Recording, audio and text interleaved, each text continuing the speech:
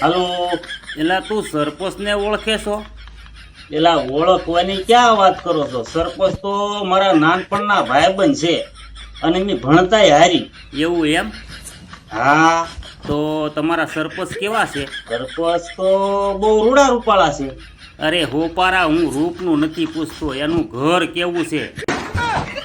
અરે એનું ઘર ફૂલ ફર્નિચર વાળું છે અને એક વાંસરીએ 4 મકાન છે અને એના બાપાએ બનાવેલા છે. વાડી, ઘર, ટ્રેક્ટર બધું એના બાપાએ જ વસાવેલું છે. અમારા સરપંચ તો બહુ ઈમાનદાર છે, એને તો કશું કર્યું જ નથી. તો સરપંચ કાંઈ કરતા નથી એમને? હા ભાઈ. એ સારું, ફોન મૂકું.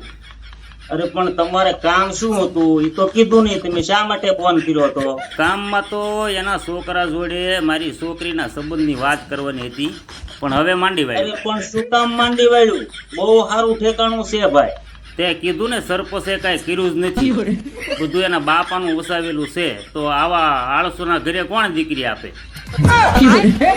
અરે ભાઈ, એને કાંઈ કર્યું નથી એટલે પંચાયતમાં કાંઈ નથી કર્યું એમ કહું છું. હા, પણ એનો મતલબ તો એ જ ને કે એણે કાંઈ કામ નથી કર્યું, એ કાંઈ કામ નથી કરતા. એમ નહીં, તમે ઊંધું સમજો છો. અમારા સરપંચ તો 1 નંબર માણસ છે. હવે તું ગમે એટલું માખણ માર, પણ હવે મેળ નહીં પડે.